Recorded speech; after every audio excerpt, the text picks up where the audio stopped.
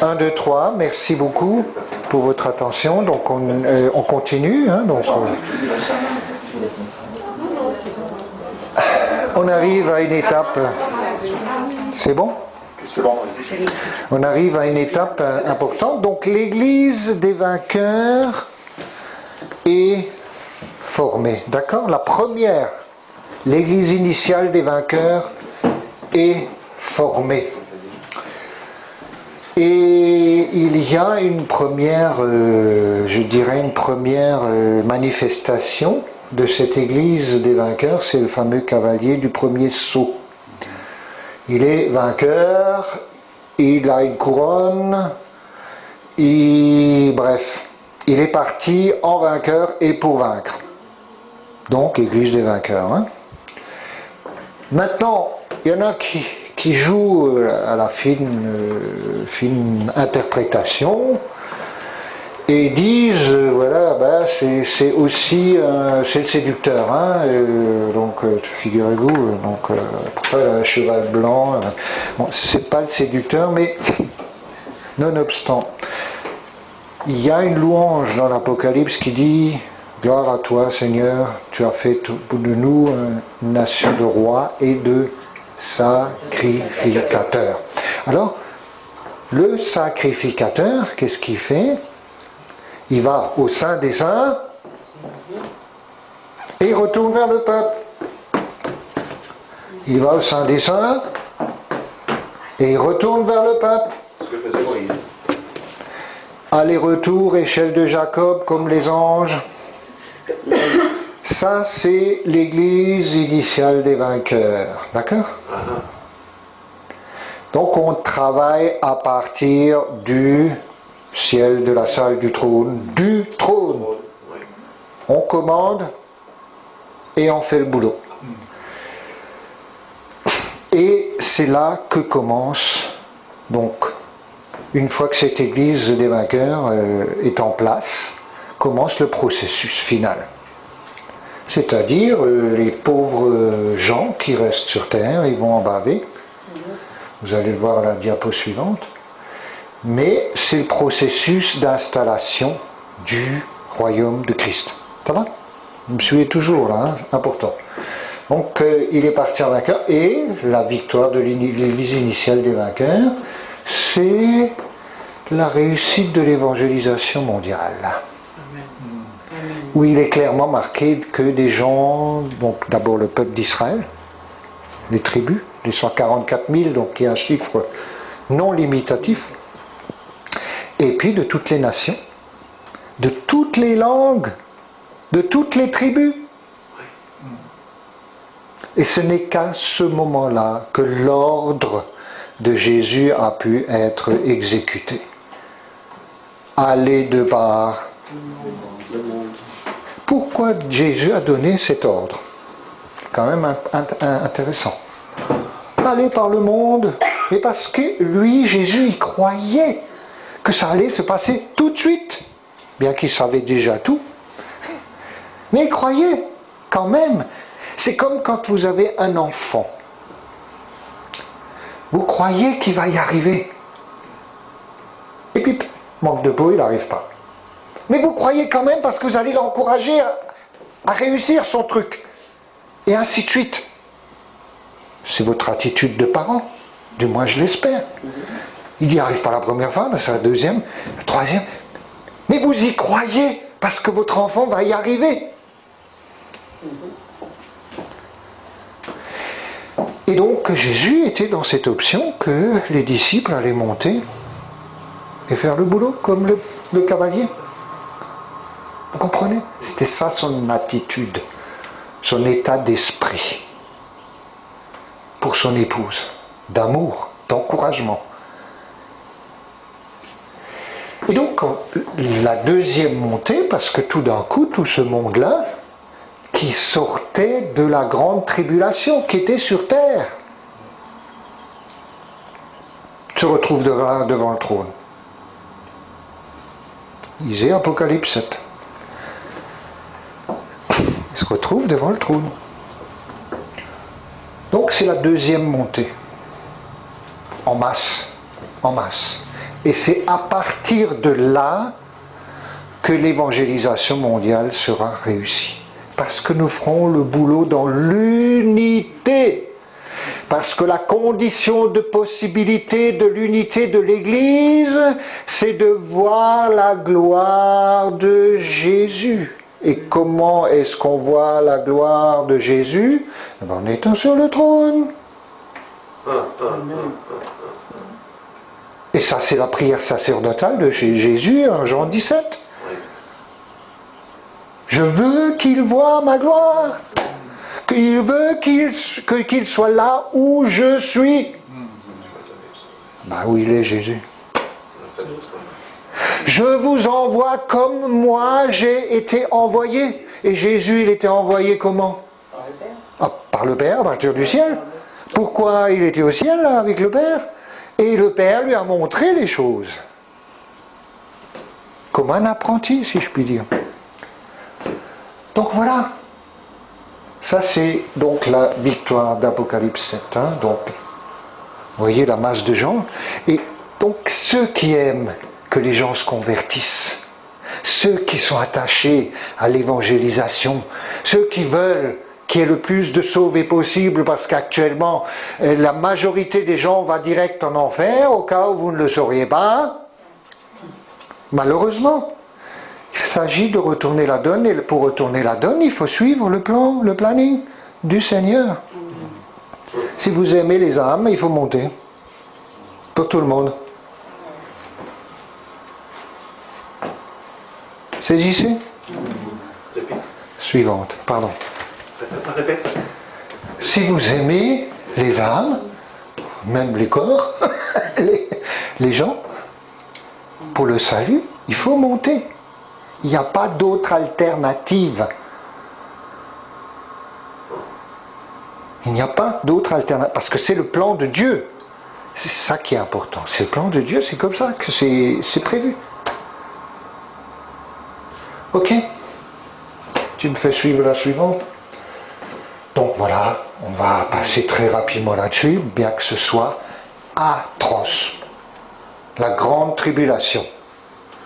Grande tribulation qui commence à Apocalypse 6, après le premier cavalier, et donc il y aura ce grand réveil durant la grande tribulation. Il faut savoir que c'est le fameux passage où les gens disaient « Mais rochers tombés, montagnes tombées sur nous !» Tellement c'était atroce, ils n'arrivaient pas à trouver la mort.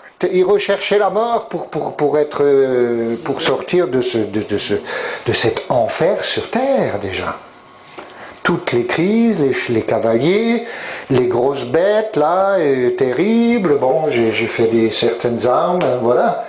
Hein, donc c'était l'horreur. Et c'est ça la grande tribulation, donc Apocalypse 6 à 9. Ça va? Vous me suivez toujours là, hein?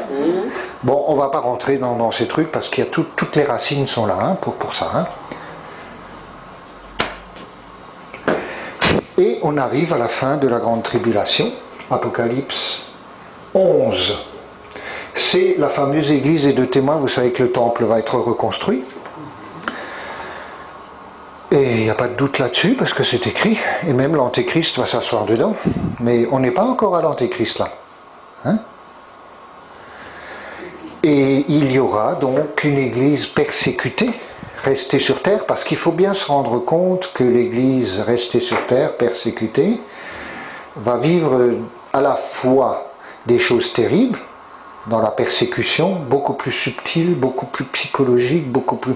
Et si le psychologique ne va pas, on va le faire le physique, hein, bien sûr, comme d'habitude, hein, le diable il ne change pas de méthode, hein, c'est toujours un peu la même chose. Passons là-dessus. Ce sera terrible et les martyrs, hein, c'est pas rien. Les martyrs, les témoins de Jésus pour l'Église restée sur terre. Ça va être très dur, hein, très dur. Mais donc c'est cette Église des témoins, donc il y avait les adorateurs dans le temple. C'est ça l'Église des deux témoins. Et ils vont être combattus, donc ils vont avoir une puissance de feu extraordinaire si quelqu'un veut leur faire quelque chose, s'ils veulent retenir la pluie, s'ils veulent... Et donc c'est Élie et Moïse, ce sont des typologies. Alors il y en a qui racontent Élie et Moïse doivent revenir sur terre pour en baver.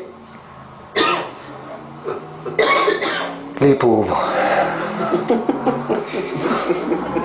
Si vous êtes là-haut, vous avez plus envie de revenir, hein? Et je pense que le Seigneur n'a pas à cœur de... C'est une typologie.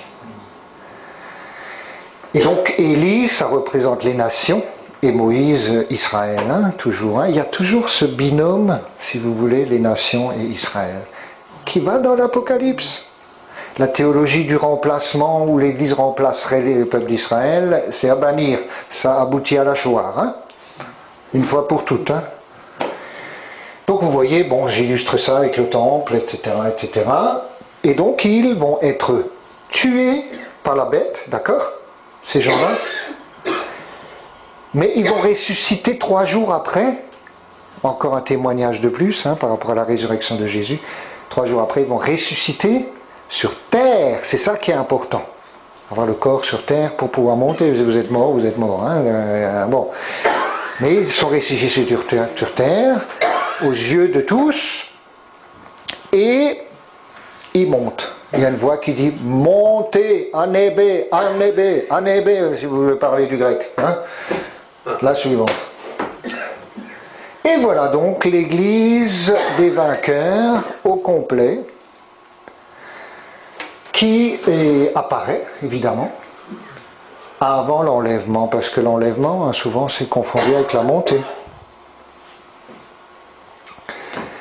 Elle est couronnée de 12 étoiles, donc il n'y a plus de séparation. Vous savez, les 24 anciens, c'est le peuple d'Israël et c'est les apôtres. Hein. Les 12 étoiles, c'est l'unité des deux. Et elle est revêtue du soleil et de la lune, donc elle a l'aspect d'Adam et d'Ève avant la chute. Et elle a la lune sous les pieds. Alors qu'est-ce que la lune? Alors souvent c'est une lune comme ça, vous voyez, comme des cornes. Donc c'est le symbole que vous retrouvez au sommet de certains édifices religieux. Hein, déjà vu? Hein, tiens donc. Mais la lune, ce n'est que le reflet du soleil. C'est une imitation.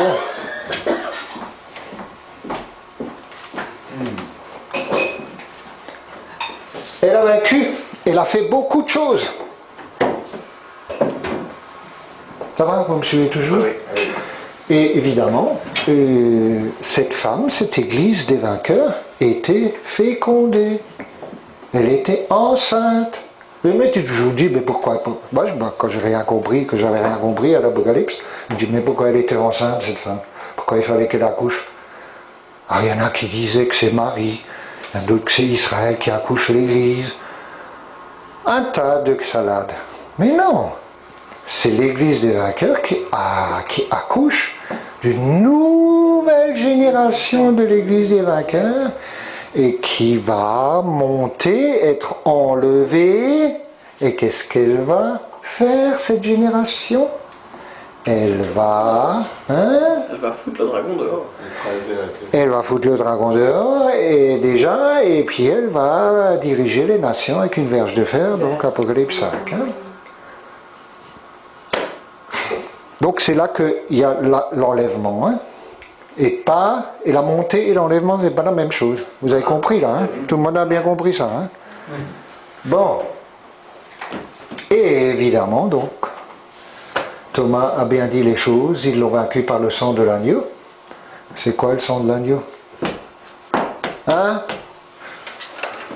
C'est le feu. La parole, c'est Jésus. Le logos, c'est écrit logos. L'épée. Et ils n'ont pas aimé leur vie jusqu'à craindre la mort, corps donné un sacrifice vivant où la chair est brûlée. Métamorphose, Romains 12, un verset que Yves aime tellement. Romains 12, 1. Hein? Pour rendre un culte logikos raisonnable, c'est d'offrir vos corps. Je me dis, pourquoi le corps? On ne parle même pas de l'âme et de l'esprit, non, offrir votre corps en sacrifice. Alors il y en a qui disent, bah oui, il faut bosser pour le Seigneur, hein? Il faut se crever là, hein? Il faut que le corps faut se fatiguer. Mais non, c'est pas ça. Il faut que le corps, la chair, le corps tel qu'il est, meurt tel qu'il est. C'est-à-dire qu'on enlève la chair et on garde le corps, hein, le soma. Et donc on est monté. C'est pourquoi soyez dans la joie, vous les cieux, et vous qui dressez votre tente. Donc, habitation définitive du corps, la tente, c'est souvent aussi, ça signifie le corps. Hein. Donc Apocalypse 12, 12. Hein. Et puis en même temps, donc première étape, le diable a été précipité des lieux célestes. Il n'avait plus le droit de jouer au procureur à partir de ce moment-là. Il n'aura plus le droit. Pour l'instant, il le fait. C'est pour ça qu'il a une puissance terrible. Puissance terrible, mais il faut que nous, on le vide des lieux célestes. Il faut comprendre que le secret, regardez ça, le secret de la puissance, c'est de partir des lieux célestes.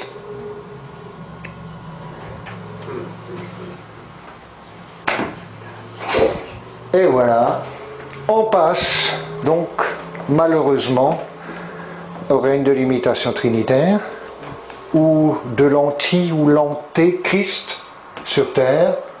Voilà, donc on va parler bête, le faux Christ, hein, faux prophète, la Babylone. Oui, donc la prostituée, Babylone. Donc Babylone, c'est une constante dans la Bible depuis Babel. C'est la même chose.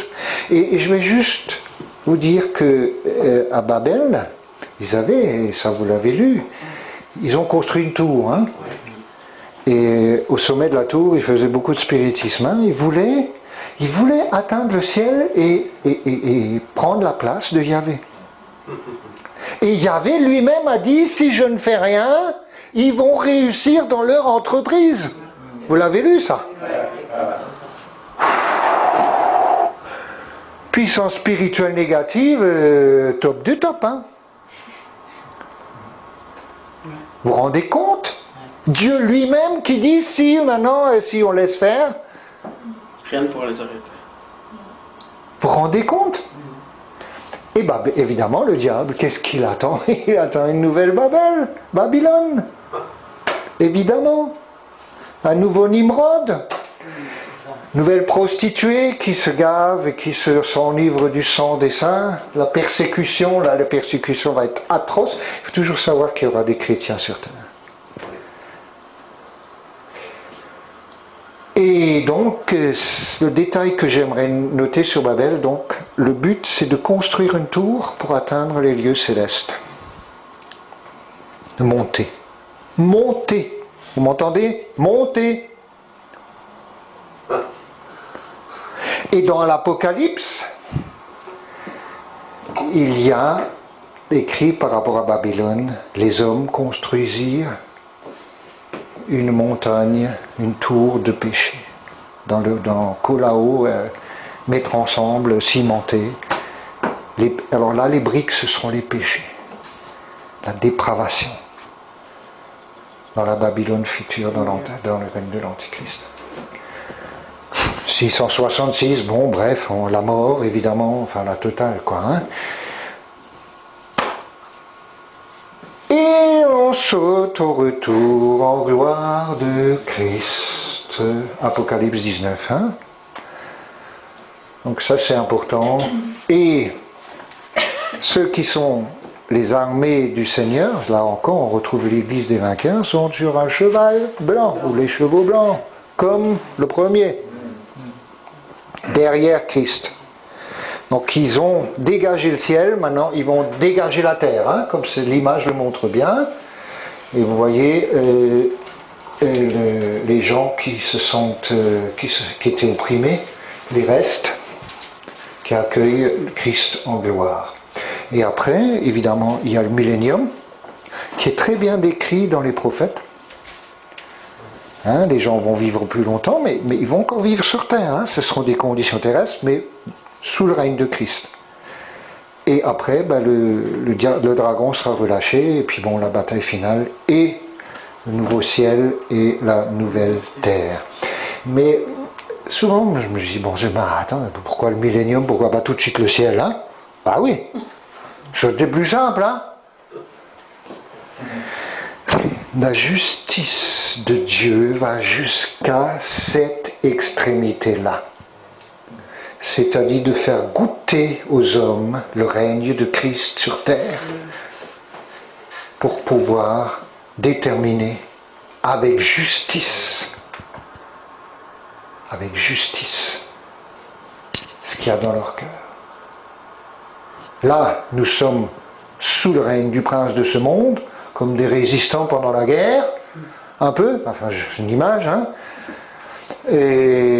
Mais même Dieu pousse le millénium, parce que je me suis toujours demandé, pourquoi le millénium, quoi, hein, c'était à cause de la justice du Père. Il fallait que les hommes expérimentent pendant 1000 ans, il faudra le règne de Christ. Et il y en aura plein qui vont se mettre du côté du diable.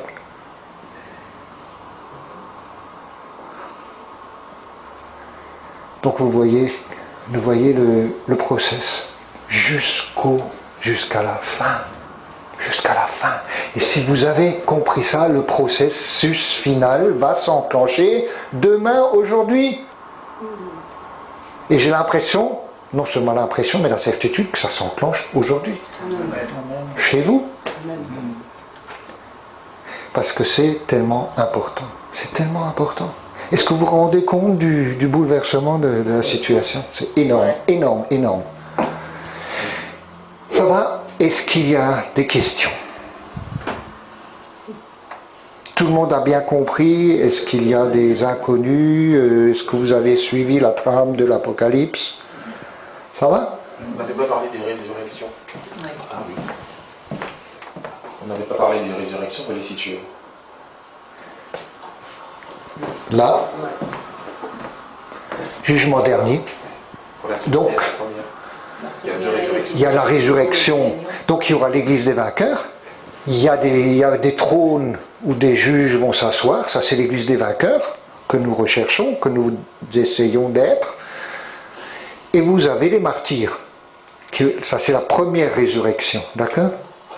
Qui vont être ressuscités, qui vont régner avec l'église des vainqueurs. C'est-à-dire qu'ils vont être mis au même plan.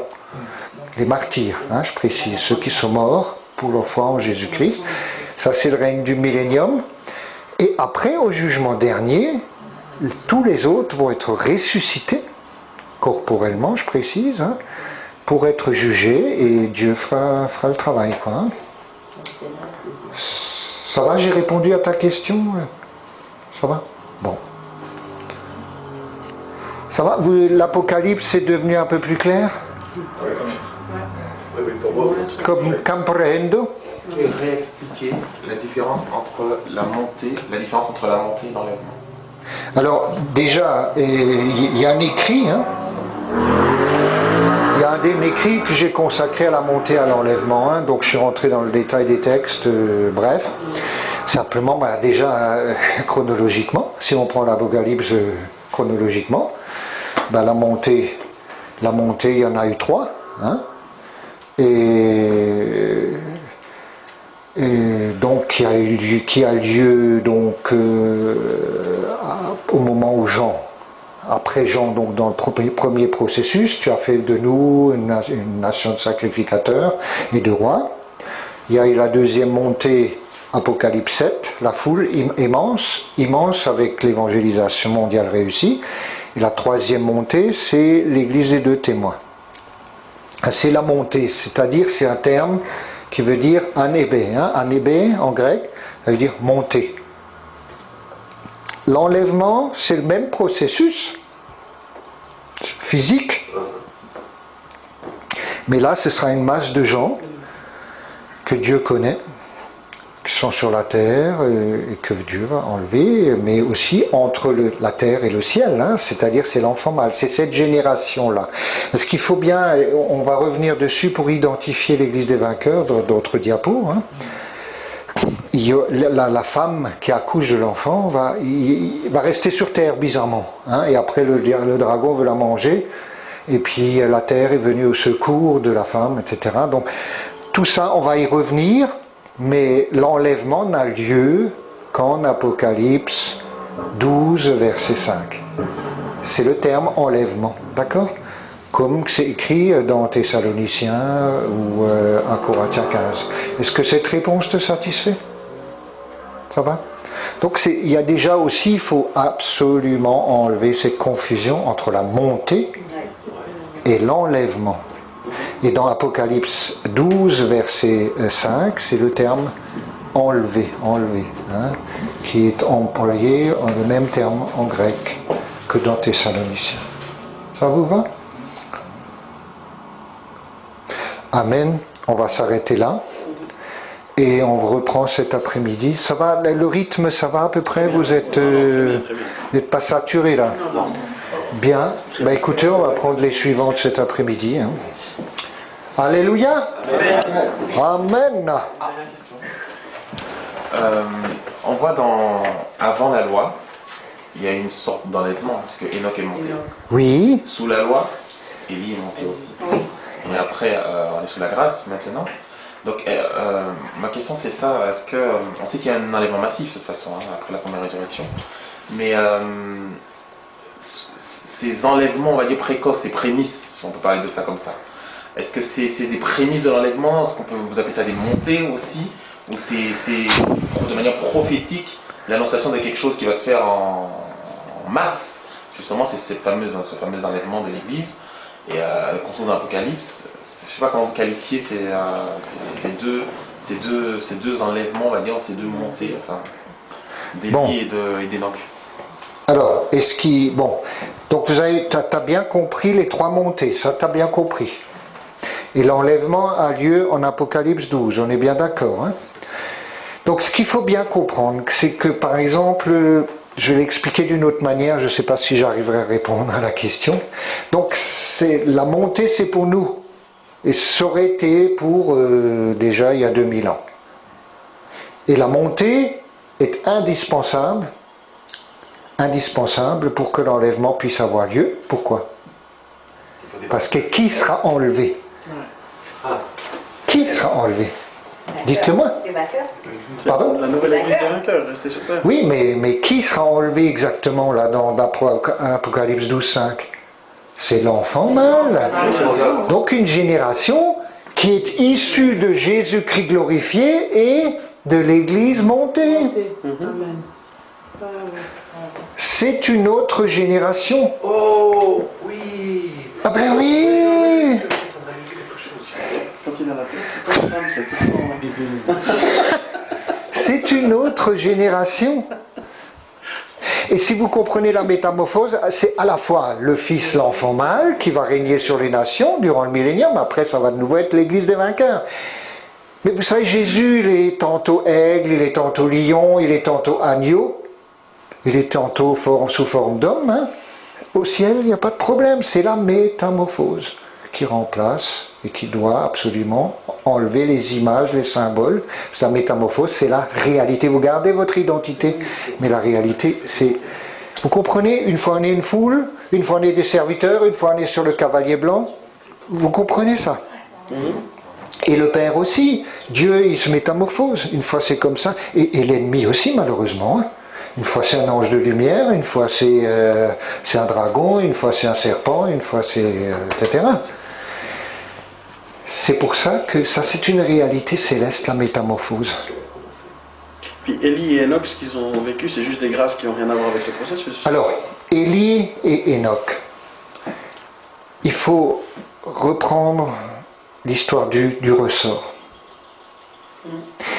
Ce qu'il faut que vous compreniez, c'est indispensable, et on va y revenir, c'est l'histoire de la postérité.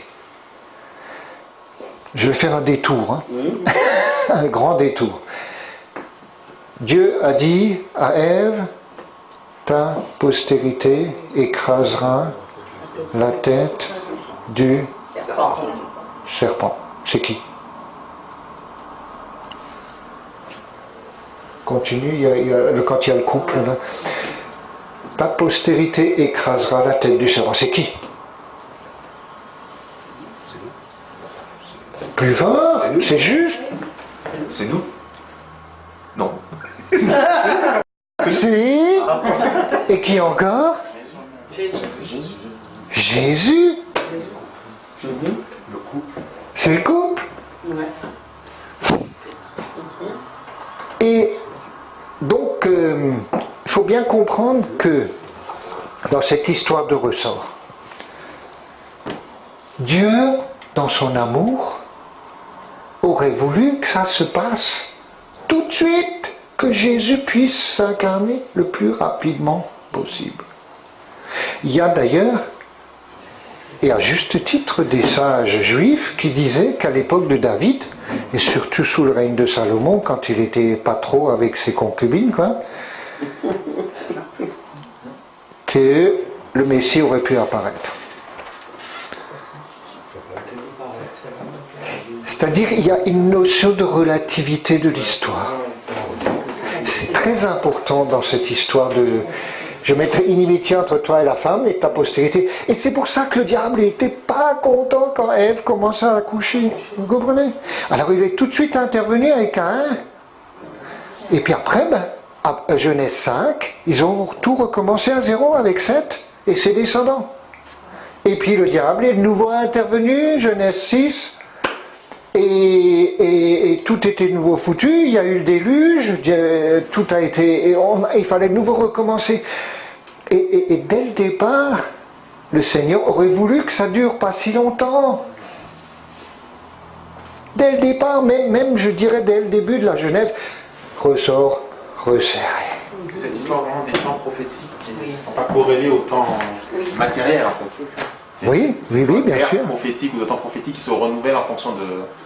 Voilà, je suis d'accord, c'est vrai, Dieu voulait que ça se passe plus rapidement, mais les choses font que, voilà, donc dans sa patience, on renouvelle encore les choses. Mais oui, rendez-vous compte, au début, Dieu voulait faire son plan avec Nimrod.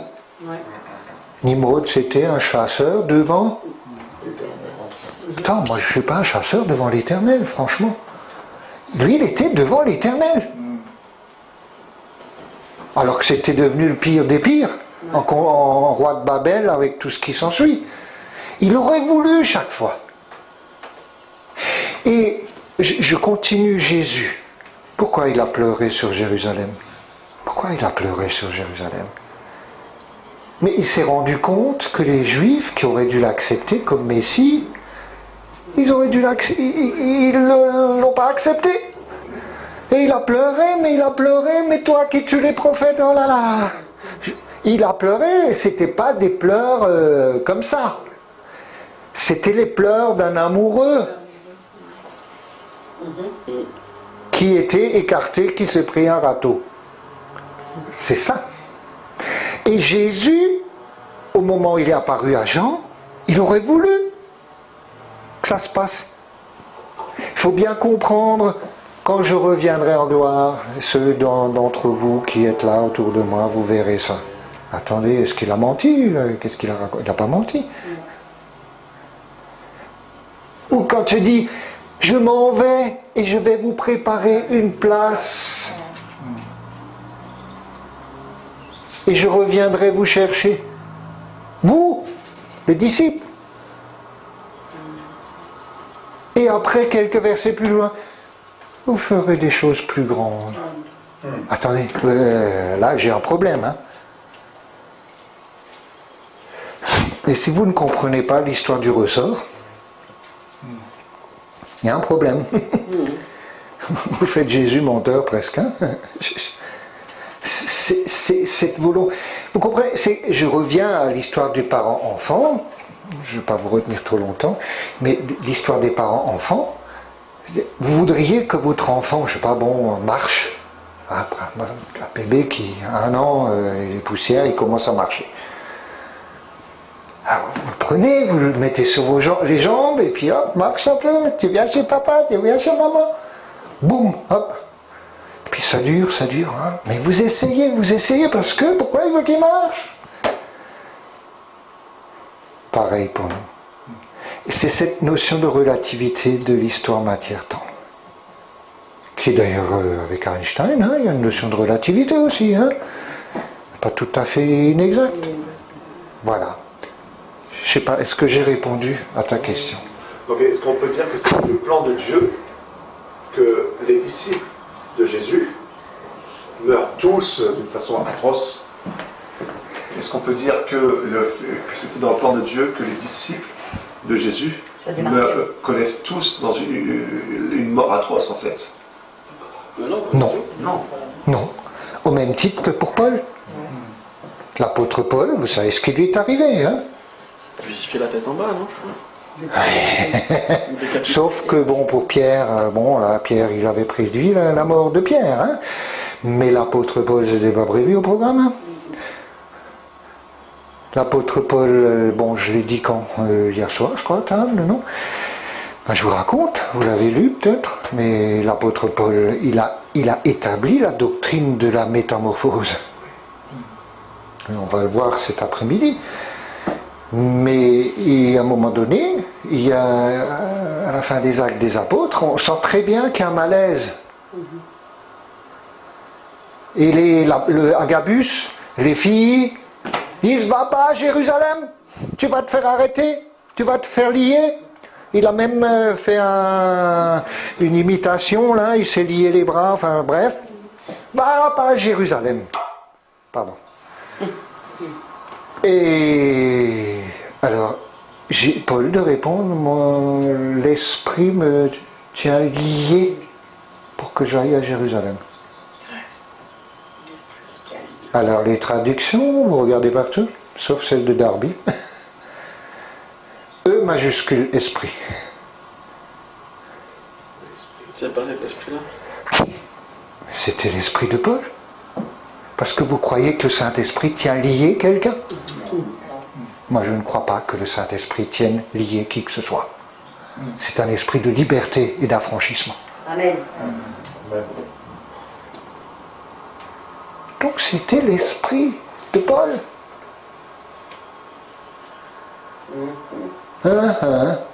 Et après, qu'est-ce qu'il est? Regardez Paul. Qu'est-ce qu'il a fait? Bon, alors donc évidemment, il s'est fait choper. Il s'est fait choper comment? Hein? Il a fait un rite au temple. Quelque chose qu'il critiquait dans ses épîtres avant. Ne revenez pas en arrière. Il a fait juste le contraire de ce qu'il prêchait dans ses épîtres. Dans Galates. Alors il a fait un rite. Au temple, évidemment, Paul, il avait quand même sa réputation. Il a été reconnu. Et puis top, allez, on va le faire arrêter. On va lui sauter dessus, et puis alors, il y a le voyage à Rome, etc. Et il a été crucifié, non pas la tête en bas, on lui a coupé la tête, sous Néron, paraît-il. Toujours est-il qu'il faut bien se rendre compte que moi j'ai écrit, dans un de mes écrits, si Paul avait suivi le même chemin que Jean, vu que Paul était Paul, ça aurait peut-être passé à l'époque. Je vous dis franchement. Mais bon, voilà. Moi, j'aime Paul. C'est un copain. C'est mon pote, voilà. Mais pour dire, il ne faut pas avoir peur, ni pour Moïse, pareil. Quand la deuxième fois à Mériba, il a tapé le rocher alors qu'il ne devait pas taper le rocher.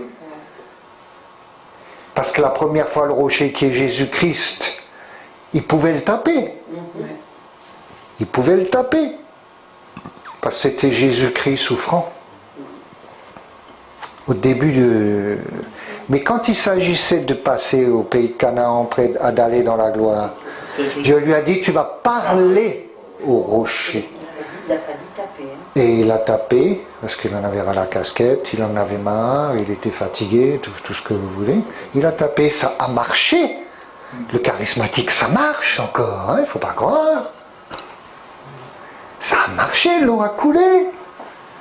Et Dieu lui dit: bon, tu vas pas dans le pays promis, parce que Jésus-Christ glorifié, c'est plus Jésus-Christ souffrant. C'est plus Jésus sur la croix. J'aime pas trop, vous savez, les crucifix. Et la croix toute court, ouais, mais un crucifix, j'aime pas trop, quoi. Jésus qui reste encore attaché à la croix. Bon. Et on ne le tape plus. Et j'aimerais, bon, à ce sujet, on ne tape pas Jésus-Christ glorifié.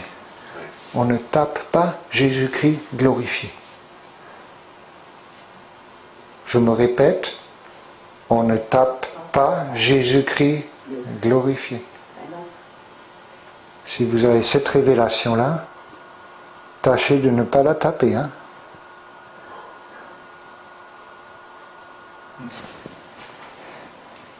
Pourquoi? Ben, il n'est pas rentré dans le pays promis.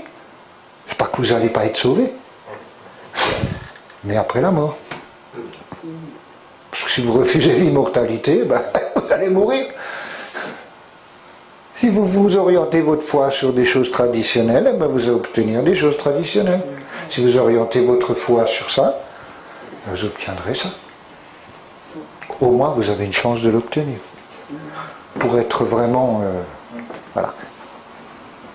C'est bon? Encore des questions? Vous êtes... En tout cas, le Seigneur vous aime. N'oubliez jamais ça. Il est amoureux de vous et il compte sur cette génération. Il compte sur cette génération. Même oubliez Martin. Si par exemple Martin devait disparaître, peu importe, c'est pas le problème. C'est la parole de Dieu qui compte. Il faut que vous soyez basés sur ce que dit la parole de Dieu, la Bible. Pas sur ma personne, vous comprenez? Et je souhaite qu'on prie les uns pour les autres pour qu'on ne se fasse pas descendre. C'est clair, mais d'un autre côté, c'est ce qui est important, si vous sortez de là et dites, ben voilà, c'est biblique ce que nous avons entendu, c'est biblique, c'est sur le texte biblique, alors on aura atteint le but. Amen. Amen. Amen. Seigneur Jésus-Christ, merci parce que ton feu, le feu de ta parole, le feu de ton épée, prenez l'épée du Seigneur, prenez-la, prenez-la, saisissez-la. Le feu de ta parole, l'épée du Saint-Esprit est à moi. Amen. Dites, est à moi. Est à moi. Amen. Amen. Amen. Ça va, vous avez supporté le timing? Oui. Ok. Nous, on est assis, c'est toi le plus dur. Ah non, moi c'est facile, hein. C'est beaucoup plus difficile d'écouter. C'était très bien. Très bien. Voilà, bon, on fera la suite après. Hein. Ça ira, Samuel? Ok. Ah,